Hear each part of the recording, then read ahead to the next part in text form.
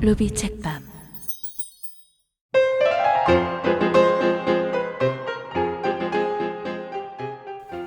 복수는 내가 하리라.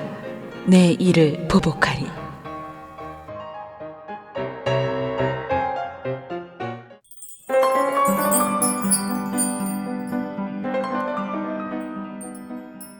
처음으로 경험하는 전 존재를 뒤흔드는 빛. 그 격정에 전부를 바친 한 여인의 처절한 인생. 인간의 내면을 빼어난 심리적 통찰로 다룬 소설. 스타 에센스 클래식 안나 카레니나. 지은이 레프 톨스토이.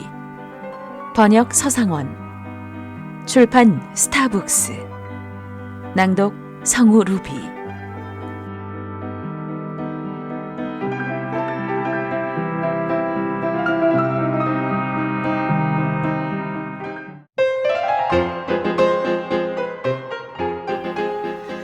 당신의 눈물 같은 건 맹물보다도 못해요. 당신은 한 번도 나를 사랑해준 일이 없어요. 당신은 쓸개도 품위도 없는 사람이에요. 당신은 야비하고 더러운, 나와는 아무 관계도 없는 사람이에요. 그래요, 완전히 멀쩡한 남이란 말이에요. 내 뒤를 따라오면 사람을 부르겠어요. 아이들도요. 정말 모두 털어놓아도 좋단 말이에요. 당신이 못된 사람이라는 것을 말이에요. 난 당장 나가겠어요. 당신이 이 집에서 당신의 일하고 함께 살면 될 거 아니에요.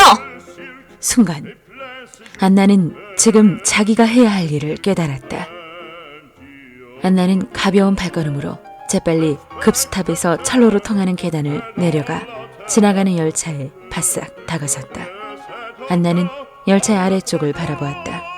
그녀는 그 나선이며 찬찬히 다가오는 첫 차량의 높은 쇠바퀴에 시선을 멈추고 눈대중으로 그 앞바퀴와 뒷바퀴의 중간이 되는 부분과 그 부분이 마침 자기 앞에 오는 순간을 확인하려고 애를 썼다. 저기야. 레프 톨스토이.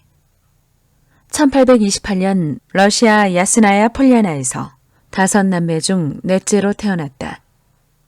부모가 일찍 세상을 떠남으로써 5남매는 친척집에서 성장했다.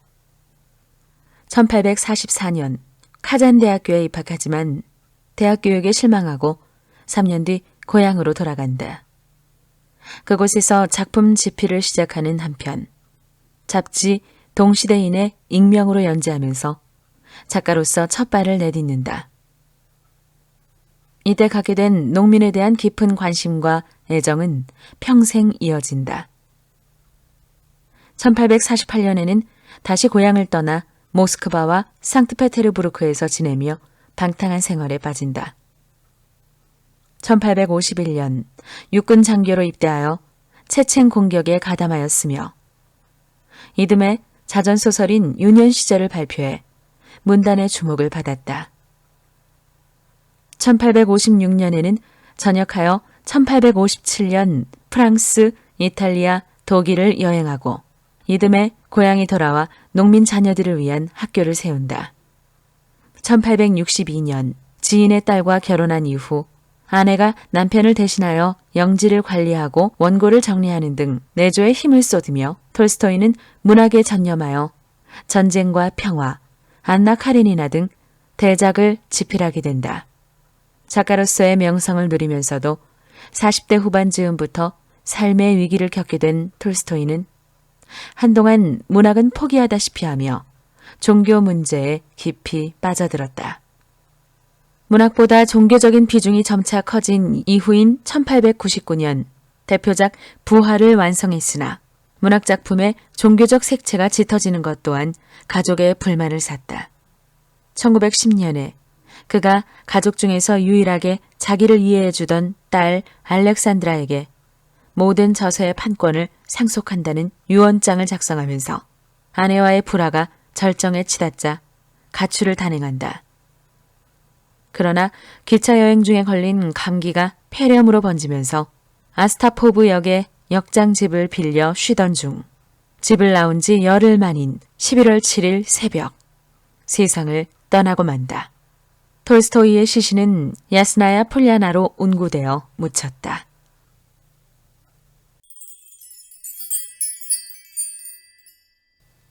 에피소드 1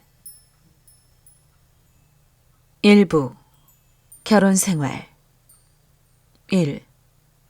행복한 가정은 살아가는 모습이 서로 엇비슷하지만 불행한 가정은 저마다 다른 모양으로 괴로워하는 법이다. 오블론스키 집안은 모든 일이 엉망진창이었다.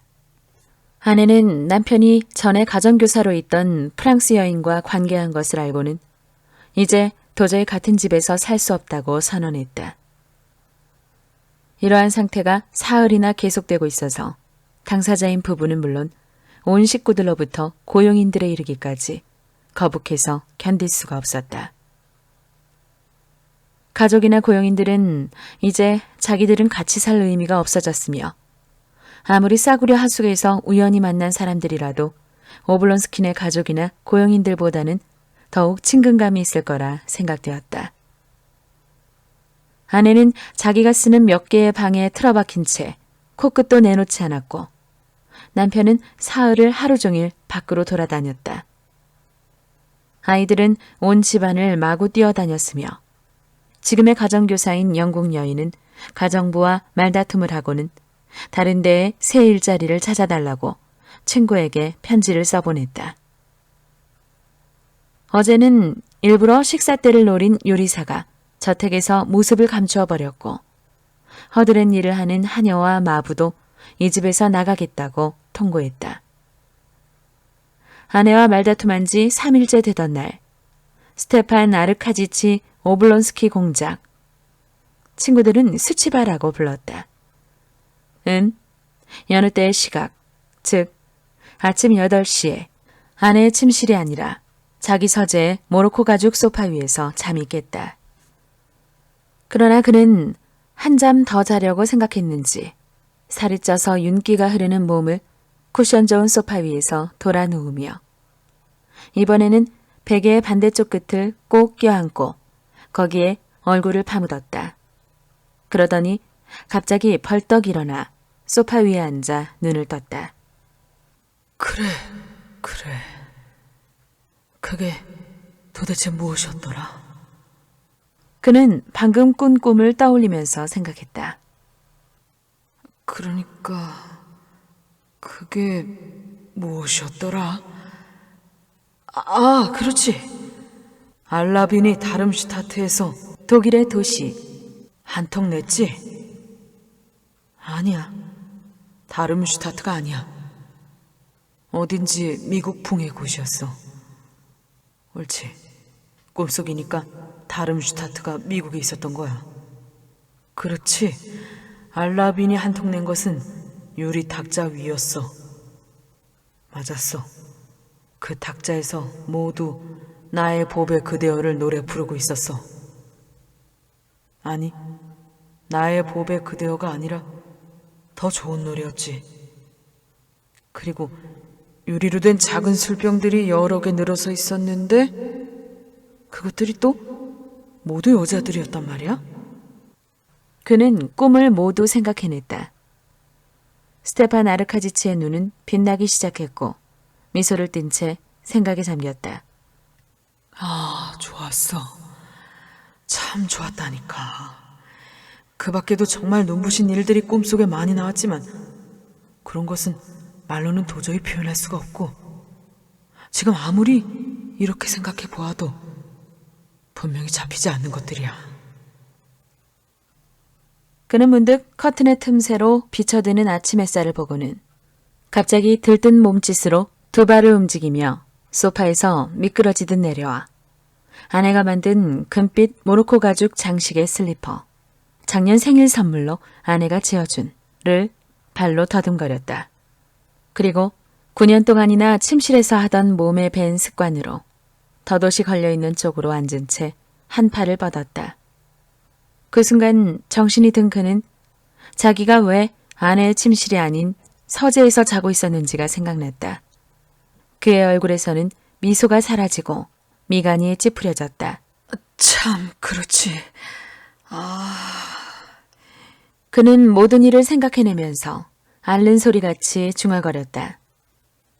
그의 머리에 또다시 아내와 말다툼한 일이 떠오르며 새삼 자기의 꼼짝 못할 처지가 생각났다. 무엇보다도 괴로웠던 것은 그 원인이 모두 자기에게만 있다는 사실이었다. 그야 그 사람도 용서하지 않겠지. 용서해 줄 수가 없을 거야. 그런데 제일 나쁜 건 모든 원인이 내게 있는데도 그 장본인인 내가 하나도 죄책감을 느끼지 않는다는 점이야. 바로 여기에 이번 비극의 모든 원인이 있어. 그는 생각했다.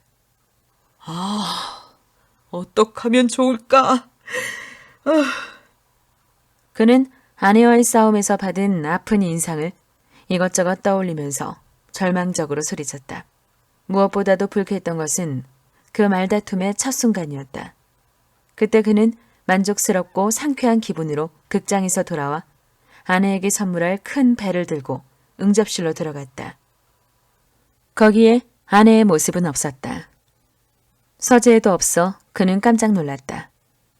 가까스로 침실에 있는 그녀를 발견했는데 아내의 손에는 모든 일을 폭로하는 그 저주스런 편지가 들려 있었던 것이다. 그 여자. 여느 때는 언제나 이런저런 가사에만 마음을 쓰며 부지런히 몸을 놀리는 그다지 영리하다고 생각되지 않던 아내 돌리가 다리아의 영어식 애칭 편지를 틀어주고 꼼짝 않고 앉아서 공포와 절망과 분노가 뒤섞인 표정으로 남편의 얼굴을 노려보고 있었다. 이게 뭐죠? 이것이? 편지를 가리키며 아내가 물었다. 당시의 일을 생각하면 스테판 아르카지치를 가장 괴롭혔던 것은 사건 자체보다도 오히려 아내의 물음에 대한 자기의 반응이었다. 그 순간 그의 몸에는 무언가 너무나 부끄러운 행동을 갑자기 들킨 사람에게서 흔히 볼 수 있는 그런 어떤 현상이 일어났다. 그는 아내가 자기의 비행을 폭로했을 때 이 뜻밖의 사태에 어울리는 표정을 얼른 지을 수가 없었다. 벌컥 화를 내거나 그런 사실을 딱 잡아떼거나 변명하거나 용서를 빌거나 아니면 그저 태어난 채 하고 있기만 했어도 훨씬 좋았을 것을.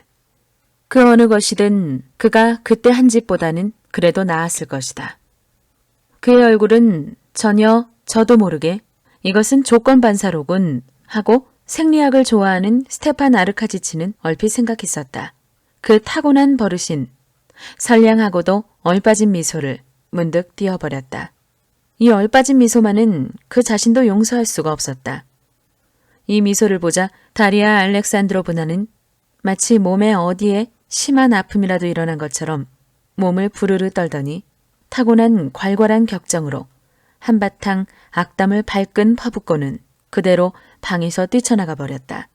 그 뒤로 아내는 남편의 얼굴을 두 번 다시 보려고 하지 않았다.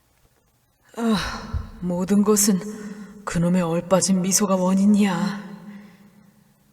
스테판 아르카지치는 생각했다. 그건 그렇고 도대체 이 일을 어떻게 하면 좋지? 어떻게 하면? 그는 절망적으로 중얼거렸으나 아무런 대답도 찾아낼 수가 없었다. 2. 스테판 아르카지치는 자기 자신에 대해서는 정직한 인간이었다. 자기의 본심을 속여가며 지금 나는 나의 행동을 후회하고 있다고 억지로 생각할 수는 없었다.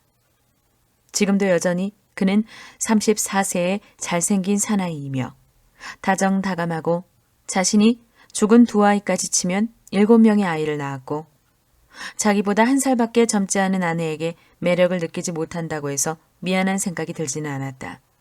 그저 아내의 눈을 더 잘 속일 수가 없었던 것만이 후회스러웠다. 끔찍해.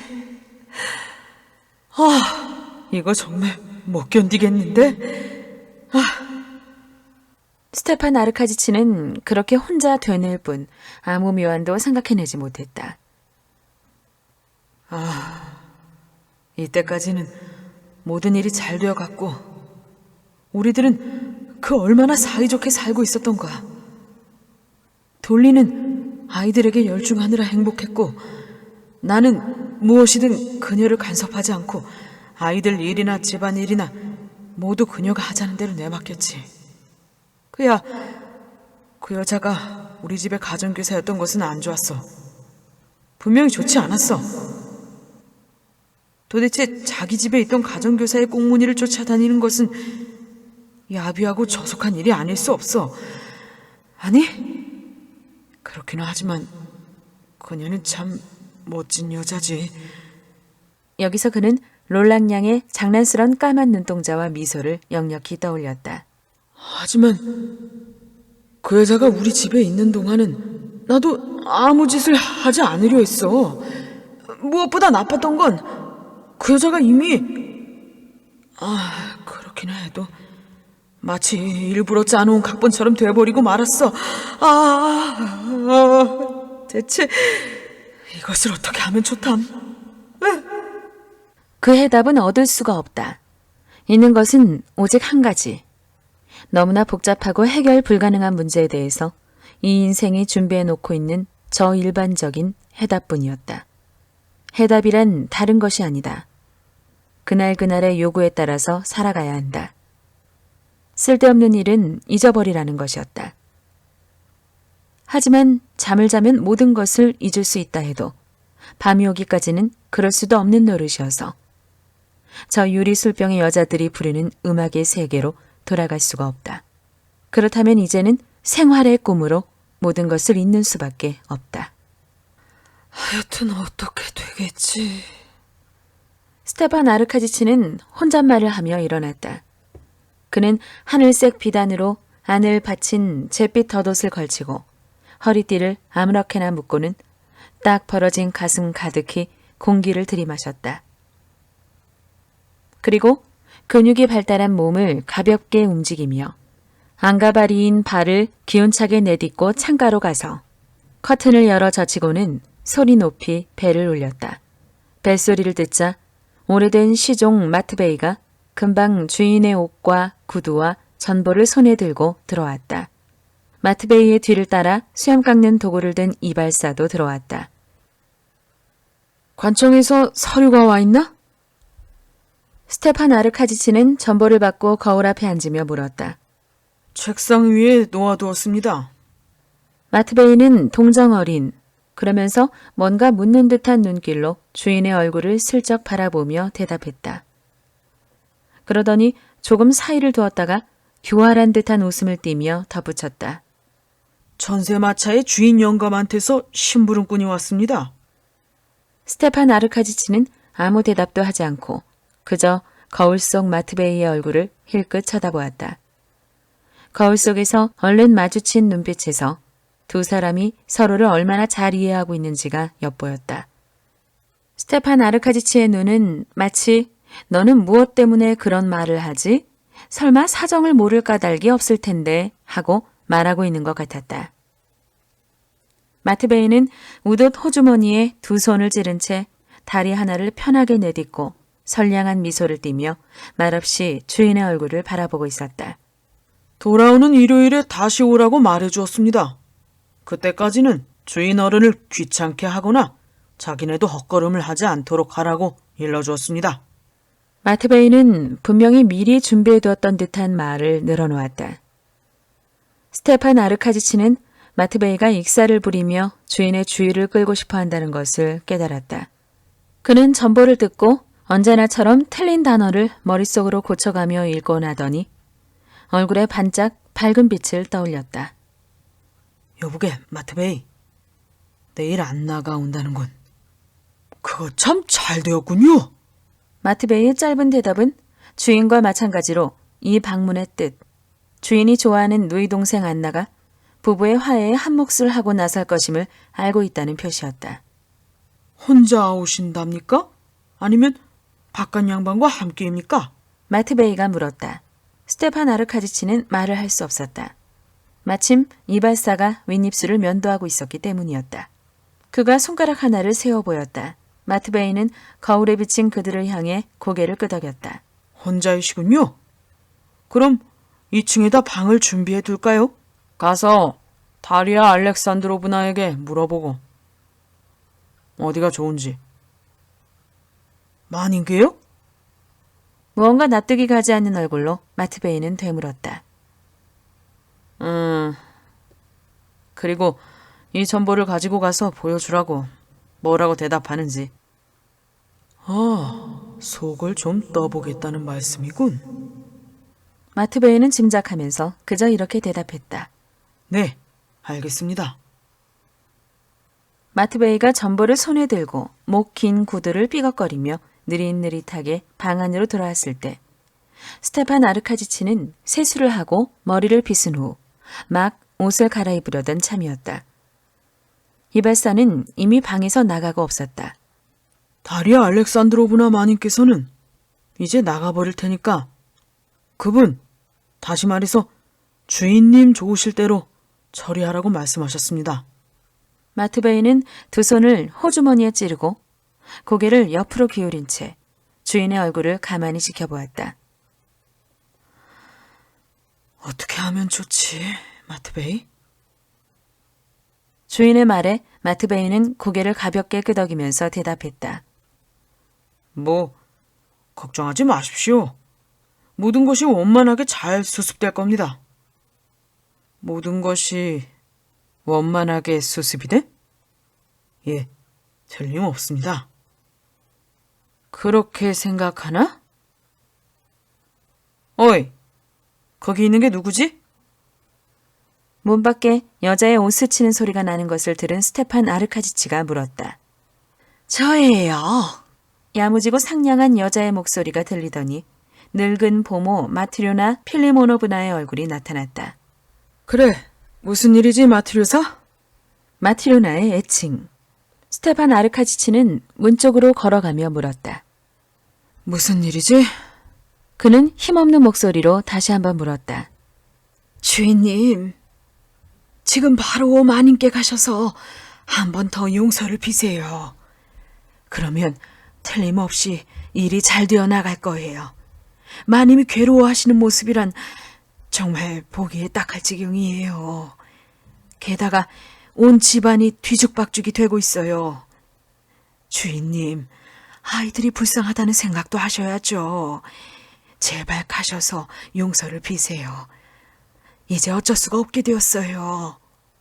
무린 씨는 자기 손으로 거두셔야. 하지만 그 사람이 만나주지 않는 걸 어떡해. 그렇다면 주인님께서는 자기 하실 일을 하시면 됩니다. 하느님께서는 자비로우시니까요. 하느님께 기도를 하세요, 주인님. 기도를 하세요. 알았어. 그만 저리 가 있어. 스테판 아르카지치는 갑자기 얼굴을 붉히며 말했다. 자, 그럼 옷을 갈아입게 해줘. 그는 마트베이를 돌아보며 가운을 획 벗어던졌다. 3. 옷을 갈아입은 스테판 아르카지치는 몸에 향수를 뿌리고 셔츠 소매 끝을 바로잡고는 익숙한 솜씨로 담배며 지갑이며 성냥과 두 겹 사슬과 장식이 달린 회중 시계를 각기 호주머니에 집어넣고 손수건을 휙 흔들었다. 그러자 이런 불행한 사건의 소용돌이 속에서도 자기가 산뜻하고 멋있다는 느낌이 들고 기운이 넘쳐 육체적으로도 상쾌한 기분이 들었다. 그는 걸음을 내디딜 때마다 가볍게 몸을 흔들면서 식당으로 들어갔다. 거기에는 커피가 그를 기다리고 있었으며 커피 옆에는 몇 통의 편지와 관청에서 온 서류가 놓여 있었다. 그는 편지를 훑어보았다. 아내 소유주의 숲을 사겠다는 상인으로부터 온 것이었다. 이 숲은 어떻게든 처분해야 하는 것이었지만 지금으로서는 아내와 화해가 될 때까지 그런 말은 입에 올릴 수 없었다. 무엇보다 불쾌한 것은 이 사건으로 눈앞에 기다리고 있는 아내와의 화해에 금전상의 이해관계가 끼어들게 되는 일이었다. 그때 그의 머리에는 혹시 어쩌면 자기는 이런 이해관계에 좌우될지도 모른다. 이 숲을 처분하고 싶기 때문에 아내와 화해를 바라게 될지도 모른다는 생각이 퍼뜩 떠오르면서 이런 마음이 드는 것만으로도 모욕감이 일었다. 편지를 읽고 나자 스테판 아르카지치는 관청에서 온 서류를 끌어당겨 재빠르게 두어 가지 사건을 훑어보고 굵은 연필로 몇 가지 메모를 한 뒤 그것을 옆으로 밀어놓고 커피잔을 집어들었다. 그는 커피를 마시면서 아직도 눅눅한 조간신문을 펼쳐서 읽기 시작했다. 신문을 읽고 나서 2잔째 커피를 마시고 버터 바른 빵을 먹고 난 그는 자리에서 일어나 조끼에 떨어진 빵 부스러기를 털어내고는 떡 벌어진 가슴을 활짝 펴고 즐거운 듯이 미소를 지었다. 그것은 그의 마음속에 특별히 들뜨는 일이 있기 때문이 아니라 소화를 잘 시키는 위가 이런 즐거운 미소를 이끌어낸 것에 지나지 않았다. 이 즐거운 미소는 곧 그에게 무슨 일을 상기시킴으로써 그는 우울한 생각에 잠겼다. 두 아이의 목소리, 스테판 아르카지치는 막내 아들 그리샤와 맏딸 타냐의 목소리를 들을 수가 있었다. 가 문 밖에서 들려왔다. 두 아이는 무엇을 끌고 오다가 위에 얹은 것을 떨어뜨린 것 같았다. 그는 문 앞으로 가서 아이들을 불렀다. 아이들은 기차로 삼고 있던 상자를 내던지고 아버지한테 뛰어왔다. 아버지가 귀여워하는 타냐는 방 안으로 뛰어들더니 아버지에게 와락 안기어 그의 구레나룻에서 풍기는 코에 익은 향수 냄새를 맡으며 언제나처럼 깔깔댔다. 그러고는 앞으로 수그린 고부정한 자세 때문에 붉어진 따뜻한 애정으로 빛나는 아버지 얼굴에 입을 맞추고 나서 아버지의 목을 끌어안았던 두 손을 놓고 먼저 자리로 달려가려고 했다. 그런 딸을 아버지는 붙들었다. 엄마는 뭘 하고 있니? 그는 딸의 매끈하고 갸름한 턱을 쓰다듬으며 물었다. 그리고 아버지에게 아침 인사를 하는 사내아이에게 웃으며 대답했다. 야, 잘 잤니? 그는 자기가 이 아들을 그다지 사랑하고 있지 않다는 것을 알고 있었기 때문에 언제나 공평해지려 애썼다. 그러나 아들 쪽에서도 그것을 눈치채고 있었으므로 아버지의 차가운 미소에 미소로써 대답하지 않았다. 엄마요? 일어나셨어요? 딸아이가 대답했다. 스테판 아르카지치는 살며시 한숨을 쉬고 생각했다. 이건 또 밤새 한잠도 안 잤다는 이야기군. 그가 물었다. 엄마는 기분이 좋던? 딸아이는 아버지와 어머니 사이에 말다툼이 있었다는 것도, 그러므로 어머니의 기분이 좋을 리가 없다는 것도, 아버지가 그것을 모를 까닭이 없으니 아버지가 슬쩍 물어보는 것은 일부러 모르는 체 하느라고 그런다는 것도 잘 알고 있었다. 그래서 딸아이는 아버지 때문에 얼굴을 붉혔다. 그도 바로 그것을 눈치채고 역시 얼굴이 붉어졌다. 몰라요. 엄마는 공부하라고는 안 하시고 미스 굴리와 할머니 댁에가 바람을 쐬고 오라고 하셨어요. 딸아이는 말했다. 그러면 다녀오너라, 다냐. 아, 그렇지. 잠깐 기다려라. 그는 계속 딸을 붙들고 그 화사한 귀여운 손을 만졌다. 그는 벽난로 위에서 어제 갖다 놓은 과자 상자를 집어들어 타냐가 좋아하는 초콜릿과 크림 과자를 하나씩 꺼내어 주었다. 그리샤 거예요? 딸아이가 초콜릿을 가리키며 물었다. 그래, 그렇다. 그는 한 번 더 딸의 귀여운 어깨를 만지고 머리칼 가장자리와 목덜미에 키스를 해주고서야 놓아주었다. 4. 다리아 알렉산드로브나는 블라우스를 입고 전에는 숱이 많고 윤기가 있었지만 지금은 숱이 적어진 머리를 뒷덜미에 감아 핀을 지르고 수척하게 야윈 얼굴에 겁먹은 듯한 큰 눈을 더욱 드러내고 있었다. 그녀는 방 안 가득히 물건을 흩어놓고 열려진 옷장 앞에 서서 무언가를 가려내고 있었다. 그러다 남편의 발소리를 듣자 손을 멈추고 문 쪽을 보면서 자기의 얼굴에 더 엄격한 상대방을 경멸하는 표정을 지으려고 애썼으나 그것은 잘 되지 않았다. 남편의 모습을 보자 다리아 알렉산드로브나는 당황하여 무언가를 찾는 신용을 하며 옷장 서랍에 한 손을 들이밀고 있다가 남편이 곁으로 바싹 다가왔을 때 비로소 돌아보았다. 그녀의 얼굴은 단호한 결심을 담은 표정을 지으려는 의도와는 달리 어쩔 줄 모르는 고뇌에 찬 표정을 나타내고 있었다. 돌리. 그는 낮고 조심스러운 목소리로 말했다.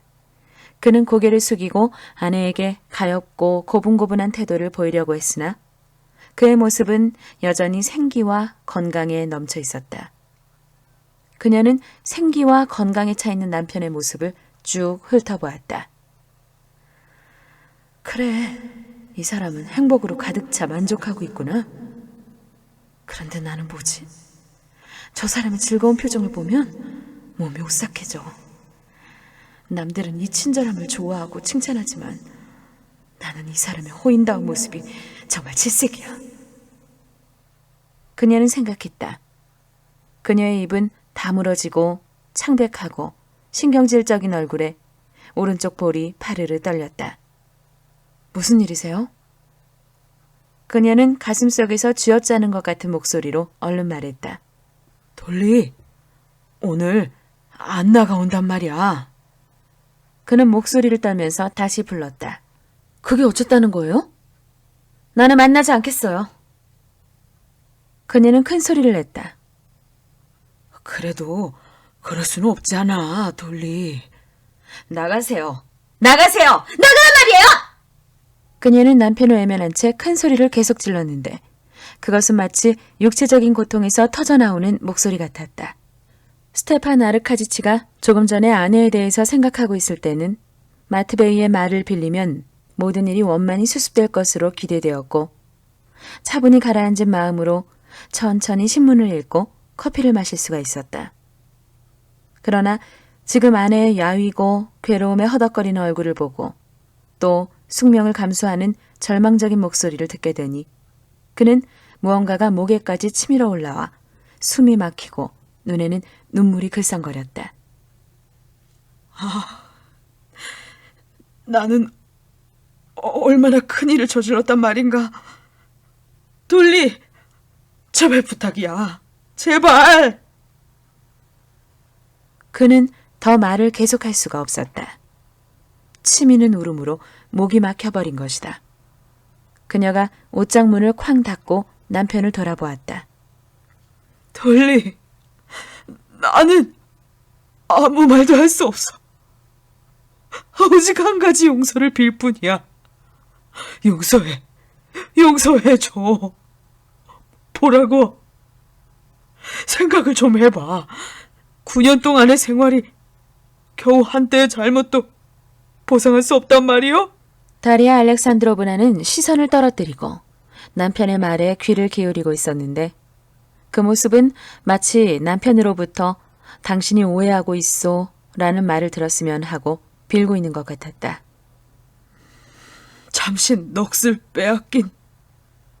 그가 말을 꺼내며 계속하려고 했으나 이 말을 듣자마자 다리아 알렉산드로브나의 입술은 마치 육체적인 고통이라도 받은 것처럼 다시 다물어지고 오른쪽 볼이 경련을 일으켰다. 나가주세요. 여기서 나가주세요.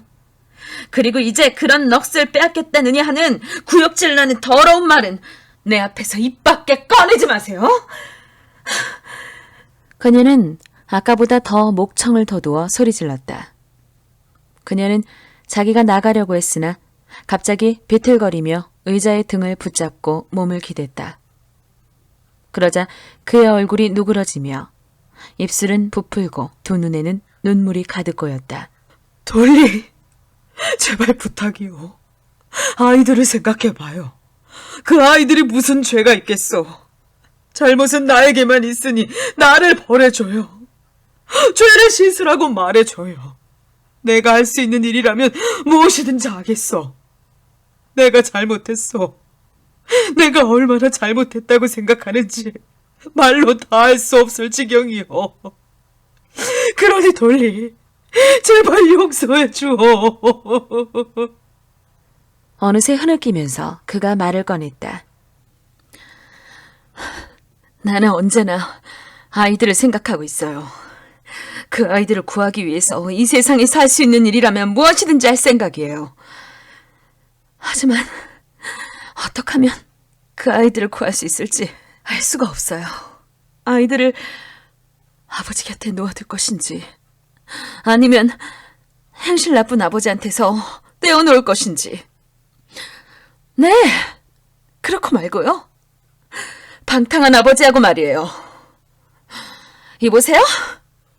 어디 한번 말씀해 보세요. 그런 일이 있었는데도 함께 살아갈 수 있는지.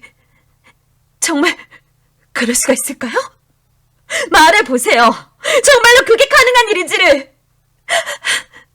그녀는 더욱 큰 소리를 지르며 같은 말을 되풀이했다. 자기 남편이, 아이들의 아버지가 그 아이들의 가정교사였던 여자와 이상한 관계가 된 뒤에도 말이에요.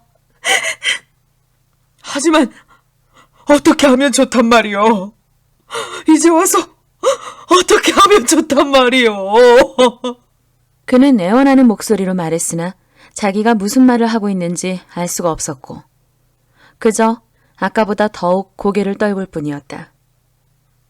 난 당신 같은 사람은 더러워요. 싫단 말이에요. 그녀는 완전히 흥분하여 외쳤다. 당신의 눈물 같은 건 맹물보다도 못해요. 당신은 한 번도 나를 사랑해준 일이 없어요. 당신은 쓸개도 품위도 없는 사람이에요. 당신은 야비하고 더러운, 나와는 아무 관계도 없는 사람이에요. 그래요. 완전히 멀쩡한 남이란 말이에요. 그녀는 고통과 적의를 담은 말투로 스스로에게도 무섭게 들리는 남이라는 말을 입에 올렸다. 아내는 나를 미워하고 있다. 도저히 용서해 줄 것 같지 않아. 그는 생각했다. 이 일을 어떻게 하면 좋지? 어떻게 하면... 그가 중얼거렸다. 이때 옆방에서 넘어지기라도 한 것인지 갑자기 아기의 울음소리가 들렸다. 다리아 알렉산드로브나는 가만히 귀를 기울이더니 얼굴이 금방 온화한 표정으로 바뀌었다.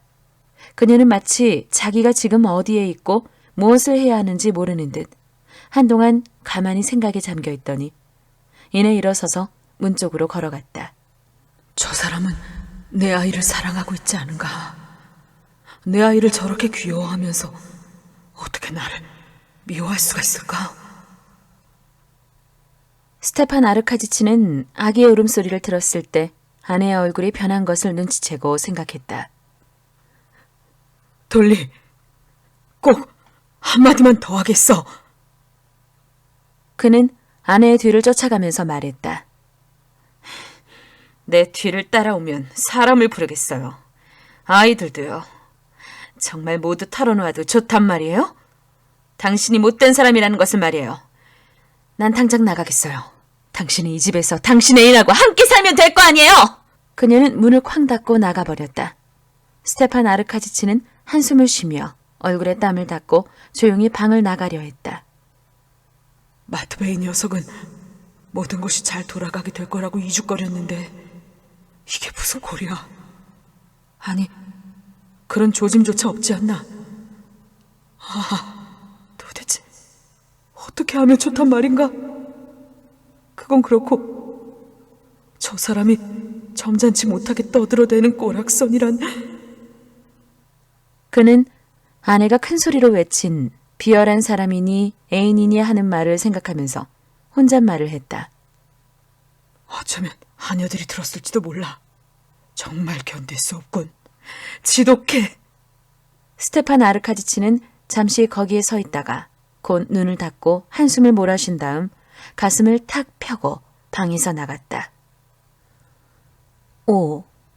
스테판 아르카지치는 타고난 재능이 많았기 때문에 학교에서는 공부를 잘했지만 게으르고 장난을 좋아했기에 졸업할 때는 꼴찌에 가까웠다. 언제나 방종한 생활을 하여 관등도 낮고 아직 그럴 나이가 아니었음에도 그는 모스크바 어느 관청의 장으로 봉급도 많고 명예로운 지위를 차지하고 있었다. 이 지위는 누이 동생 안나의 남편 알렉세이 알렉산드로비치 카레닌이 추천해서 얻어준 것으로 카레닌은 그 관청이 소속되어 있는 성의 간부였다. 하지만 만약 카레닌이 자기 처남을 그 지위에 임명해주지 않았다 해도 스치바 오볼론스키는 그의 형제 자매며 사촌들이며 숙부, 숙모 등 수백이나 되는 사람들의 알선으로 이런 지위 정도나 아니면 이와 비슷한 다른 지위를 차지하였을 것이고 연봉 6천 루블은 받고 있었을 것이다. 이 6천 루블은 그의 씀씀이가 해펐기 때문에 아내에게 상당한 재산이 있음에도 불구하고 간신히 그의 가정을 지키는 정도의 금액이었다. 모스크바와 페테르부르크의 절반은 스테판 아르카디치의 친척이며 친구였다. 그는 태어날 때부터 이 세상의 유력자 혹은 유력자가 된 사람들의 계급에 속해 있었다. 국가적 인물들의 3분의 1은 그의 아버지의 친구들로 그를 어렸을 적부터 알고 있었고 3분의 1은 그와 너나 하는 사람이었으며 나머지 3분의 1은 잘 아는 사람이었다. 지위, 차지권, 이권 같은 이 지상 행복의 분배자는 모두 그의 친구였으므로 그들이 자기의 한 패를 따돌릴 턱이 없었다. 따라서 스테판 아르카지치는 유리한 지위를 얻기 위해서 특별히 애쓸 필요도 없었다. 그저 남의 부탁을 거절하거나 남을 부러워하거나 말다툼을 하거나 누구에게 화를 내거나 하지만 않으면 되는 것이었다. 더구나 타고난 성품이 선량했기 때문에 아직까지 한 번도 그런 일은 한 적이 없었다.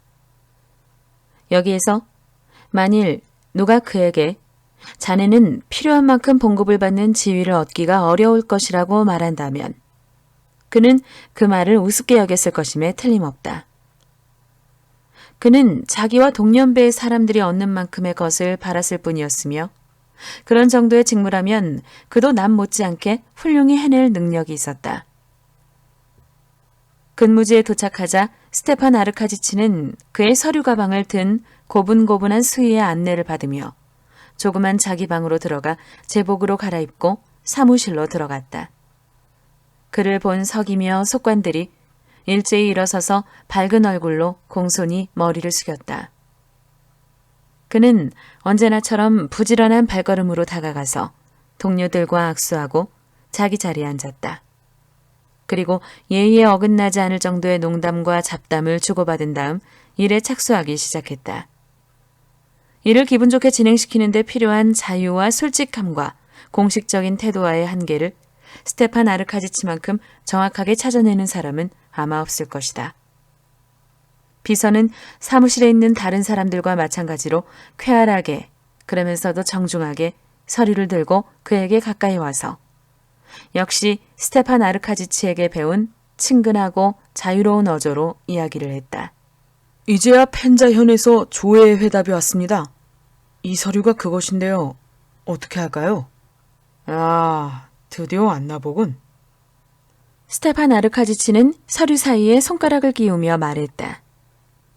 그러면 여러분, 이렇게 하여 직무가 시작되었다. 그는 그럴듯하게 고개를 기울이고 보고를 들으면서 생각했다.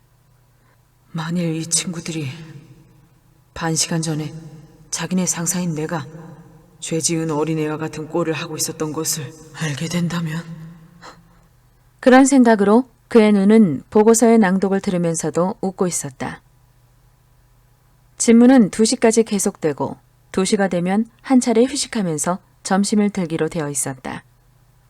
그런데 아직 2시도 안 되어서 갑자기 커다란 사무실의 유리문이 열리고 누군가 들어왔다. 사무실 안의 직원들은 기분 전환할 수 있는 일이 생긴 것을 기뻐하며 일제히 문 쪽으로 고개를 돌렸다. 그러나 문간에 서 있던 수의가 들어온 사내를 바로 쫓아내고 유리문을 닫아버렸다. 보고서의 낭독이 끝나자 스테판 아르카지치는 기지개를 켜고 일어서서 자유주의 시대의 풍조에 경의를 표하듯 사무실 안에서 담배를 꺼내어서는 자기의 사무실로 들어갔다. 아까 들어왔던 사람은 누구지? 그가 수의에게 물었다. 누군지 모르는 사람이에요, 각하. 제가 잠깐 딴 데를 보고 있는 사이에 허락도 없이 들어와서 말씀이에요. 각하를 뵙고 싶다고 하기에 그래서 전 다른 분들이 다 나간 다음에 뵈라고. 그래, 그 사람은 어디 있나? 아마 현관 쪽으로 나가 있을 겁니다. 이 근처를 줄곧 돌아다니고 있었습니다만. 아, 저기 있군요. 수의는 말하며 어깨가 딱 벌어지고 곱슬곱슬한 구레나룻을 기른 체격 좋은 남자를 가리켰다. 그 남자는 스테판 아르카지치를 보자 양가죽 모자를 벗지도 않고 돌계단을 재빠르게 뛰어 올라왔다. 그때 옆구리에 서류 가방을 끼고 계단을 내려가던 깡마른 관리 하나가 잠깐 발을 멈추고서 뛰어오는 사내의 발을 환한 얼굴로 바라보더니 이번에는 묻는 듯한 표정으로 스테판 아르카지치의 얼굴을 돌아보았다. 스테판 아르카지치는 계단 위에 우뚝 서 있었다. 수놓은 제복의 긴 위에서 선량하게 빛나고 있던 그 얼굴은 뛰어오는 사내의 정체를 알아차리자 더욱 빛났다. 역시 그랬었군. 레빈, 마침내 찾아와 주었군. 자기에게 가까이 오는 레빈을 훑어보며 그는 친밀하면서도 놀리는 듯한 미소를 띠고 말했다. 아니, 어떻게 이런 도둑놈 굴속 같은 곳으로 찾아왔나? 스테판 아르카지치는 악수만으로는 모자라서 키스를 하며 말했다. 자네, 온 지 오래됐나? 아니야, 조금 아까 왔지. 자네를 꼭 만나고 싶어서 말이야. 레빈은 수줍은 듯이 말하면서 환한 얼굴로 주위를 둘러보았다. 자, 내 방으로 가세. 스테판 아르카지치는 친구가 수줍음을 잘 타면서도 자존심이 강해 화를 잘 내는 것을 알고 있었기 때문에 상대방의 손을 잡자 마치 위험지대를 빠져나가듯 앞서서 걷기 시작했다.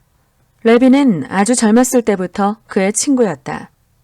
두 사람은 성격이나 취미가 달랐음에도 아주 어려서 사귄 자들이 서로 사랑하듯이 사랑하고 있었다. 우리 집에서는 오래전부터 자네를 기다리고 있었네. 스테판 아르카지치는 방에 들어가자 레빈의 손을 놓으면서 말했다. 그것은 마치 가까스로 위험구역을 벗어났음을 나타내는 것과도 같았다. 이렇게 자네를 만나니 정말 반갑네. 도대체 언제 왔나? 그는 말을 계속했다. 레빈은 대답도 하지 않고 스테판 아르카지치의 낯선 두 동료를 바라보고 있었다. 아, 그렇군. 소개하겠네. 이분은 내 동료 니키틴 씨고 저분은 미하일 스타니슬라비치 그리네비치 씨네. 그가 말했다. 그리고 레빈 쪽을 돌아보고 말했다.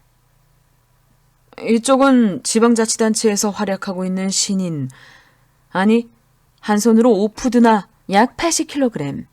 들어올리는 스포츠맨이고 목축가이자 수렵가로 일가를 이루고 있는 내 친구 레빈 군이야. 저 유명한 세르게이 이바노비치 코즈네이 셰프의 동생이지. 처음 뵙겠습니다. 니키틴이 말했다. 형님에 대해서는 저도 잘 알고 있습니다. 그리네비치는 손톱이 긴 화사한 손을 내밀며 말했다. 레빈은 얼굴을 좀 찌푸리며 그 손을 잡고는 바로 스테판 아르카지치 쪽으로 고개를 돌리고 말았다. 그는 온 러시아에 이름이 알려진 작가인 이부 형제를 진정으로 존경하고 있었으나 다른 사람들이 자기를 레빈으로서가 아니라 유명한 코즈니이 셰프의 동생으로 대할 때는 참을 수가 없었다. 아니야. 난 지방자치단체에서 일하고 있지 않네. 모든 의원들과 말다툼을 벌이지 않았겠나. 이제 회의에도 나가지 않고 있어. 레빈은 스테판 아르카지치 쪽을 보면서 말했다. 벌써? 빠르기도 하군. 그래, 어째서 그렇게 됐나? 스테판 아르카지치는 웃으면서 말했다. 이야기를 하자면 길어지네. 언제 천천히 얘기하겠네. 레빈은 말해놓고는 이내 그 자리에서 이야기를 꺼내기 시작했다. 글쎄, 간단히 말하자면 지방자치단체 활동이라는 것은 전혀 존재하지 않는 거야. 아니, 대체로 존재하지 않는다고 확신했기 때문이야. 그는 마치 누가 자기를 모욕하기나 한 것처럼 흥분하여 말을 계속했다. 오, 아무래도 자네는 또 의견을 바꾼 모양이군. 이번에는 보수파란 말이지. 그 얘기는 나중에 하세. 스테판 아르카지치는 말했다.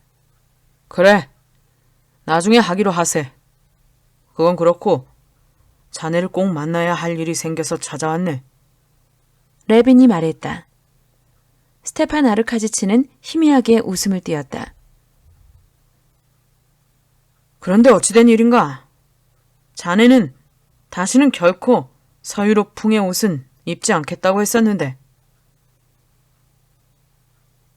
역시 알겠어. 이것도 새로운 변화로군. 레비는 상대방의 얼른 보아도 프랑스에서 맞춘 것 같은 새 옷을 찬찬히 살피며 말했다. 레비는 얼굴이 확 붉어졌다. 그것도 어른이 저도 모르게 가볍게 붉히는 그런 것이 아니라 마치 어린아이처럼 홍조를 띠는 것이었다. 그럼 어디서 만날까? 하여튼 꼭 자네에게 할 이야기가 있어서 그러네. 레빈의 말에 스테판 아르카지치는 잠시 생각하는 듯 하더니 말했다. 그럼 이렇게 하지. 구린으로 점심을 먹으러 가서 이야기를 하면 어떤가? 3시까지는 시간이 나니까 말이야. 아니야. 난 또 들를 때가 있어. 레빈은 좀 생각하더니 대답했다. 그럼 저녁을 함께 들면 어때? 저녁? 아니, 나는 특별히 이야기할 게 있는 건 아니네. 한두 마디 묻고 싶은 이야기가 있어서 그래. 다른 이야기는 나중에 차분히 하세. 그럼 지금 여기서 그 겨우 2마디라는 것을 말하게나 긴 이야기는 저녁 식사 시간으로 미루고 그 2마디라는 것은 실은 이런 이야기야. 그렇다고 별다른 이야기도 아니지만. 레빈은 뜸을 들였다. 그의 얼굴은 금방 험악한 표정으로 바뀌었으나 그것은 자기의 수줍음을 이겨내려고 굳어졌기 때문이었다. 슈체르바스키 댁 사람들은 어떤가? 모두들 여전한가? 레빈이 불현듯 말했다. 스테판 아르카지치는 레빈이 자기 처제 키티를 연모하고 있었다는 것을 훨씬 전부터 알고 있었기 때문에 가벼운 웃음을 띄웠다. 그의 눈이 쾌활하게 빛나기 시작했다. 자네는 2마디로 물었으나 나는 2마디로 대답할 수 없겠는데? 하여튼 좀 실례하네. 비서가 들어왔다. 비서는 질문이란 형식으로 무언가 복잡한 사건의 설명을 시작했다. 스테판 아르카지치는 그의 설명을 끝까지 듣지도 않고 비서의 팔에 자상하게 손을 얹었다. 아니, 내가 말한 그대로 처리해주게나. 그는 미소로써 자신이 상대방에게 주는 주의를 누그러뜨리며 말했다. 그럼 그렇게 해주게. 꼭 그렇게 말이야. 그리고 사건에 대한 자기의 해석을 간단히 설명하고 서류를 돌려주면서 한 번 더 말했다. 비서는 조금 당혹한 모습으로 나갔다. 레비는 상대방이 비서와 이야기를 주고받는 동안에 완전히 곤혹스러움을 떨쳐버리고 양 팔꿈치로 의자 등에 기대면서 우뚝 서 있었는데 그 얼굴에는 비꼬는 표정이 떠올라 있었다. 모르겠는데? 하나도 모르겠어. 레비는 말했다. 무엇을 모르겠다는 말인가? 여전히 싱글벙글하면서 담배를 하나 뽑아든 스테판 아르카지치가 말했다. 그는 레빈이 무언가 묘한 말을 토해내기를 기대하고 있었다. 자네들이 하고 있는 일을 모르겠단 말이야.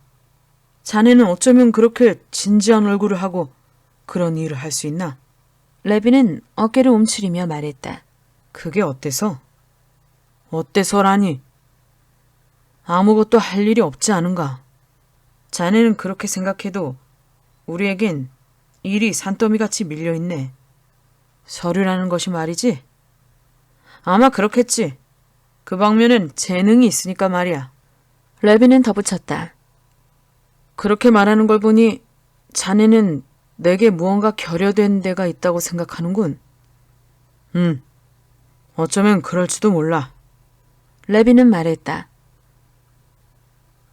아니, 그렇지만 난 역시 자네의 위대함에 감탄하고 있어.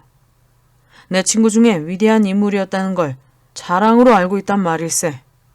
그건 그렇고 자네는 왜 내 물음에 대답해주지 않는가? 레빈은 매우 진지하게 스테판 아르카지치의 눈을 똑바로 쳐다보고 말을 이었다. 알았네, 알았어. 우선 좀 기다려주게. 곧 그 건에 대해 말하겠네. 그야 자네가 카라진스키 군의 삼천 데샤티나에 1 데샤티나는 약 1925.6제곱미터. 땅을 가지고 있으며 그렇게 우람한 체구와 12세 소녀 같은 신선함을 가지고 있는 것은 좋은 일이야. 하지만 머지않아 자네도 우리와 같은 사람이 되고 말 것세. 그런데 자네가 했던 질문 말이야. 별다른 일은 없네. 하지만 자네가 이렇게 오랫동안이나 오지 않은 것은 정말로 유감스러운 일이야. 그건 왜? 레비는 깜짝 놀라 물었다. 아니, 대단한 일은 아니야. 좀 천천히 이야기하기로 하세. 그런데 자네는 이번에 도대체 무슨 일로 나왔는가? 아, 그것도 이따가 이야기하기로 하겠네. 레비는 다시 귀뿌리까지 빨개지면서 말했다. 그럼 그렇게 하세. 알았네. 그건 그렇고 실은 말이야. 자네를 우리 집에 초대하고 싶은데 아내가 몸이 좀 불편해서 말이야. 혹시 자네가 그 사람들을 만나고 싶으면 그 사람들은 요즘 오후 4시에서 5시 사이에는 의뢰 동물원에 있을 걸세. 키티가 스케이트를 하니까 자네도 거기에 가 있게나. 나도 곧 뒤따라 갈 테니까. 그리고 함께 어디서 저녁이라도 드세. 스테판 아르카지치는 대답했다. 그거 좋지. 그럼 이따가 만나세. 설마 그러지는 않겠지만 나는 자네라는 사내를 잘 알고 있네마는 또 깜빡 잊어먹거나 갑자기 시골로 돌아가 버리거나 해선 안 돼. 스테판 아르카지치는 웃으면서 큰 소리로 말했다. 아니, 걱정하지 말게. 이번엔 틀림없을 테니. 그렇게 말하며 레비는 이미 문간까지 나왔을 때야 비로소 오블론스키의 동료에게 인사하는 것을 잊었음을 알았다. 하지만 그는 그대로 사무실을 나가버렸다. 대단한 정력가 같군요. 레빈의 모습이 사라지자 그리네비치가 말했다. 그렇다네. 행복한 놈이지. 카라진스키 군의 3000데샤티나의 땅이 있고 무슨 일이고 이제부터 시작인데다가 저렇게 기운이 팔팔하니 말이야. 우리하고는 달라. 스테판 아르카지치는 끄덕이면서 말했다. 당신께서 뭐 부족한 게 있습니까? 스테판 아르카지치? 아니, 글렀어. 정말 초라하고 구역질이 뿐이야. 스테판 아르카지치는 크게 한숨을 쉬며 말했다.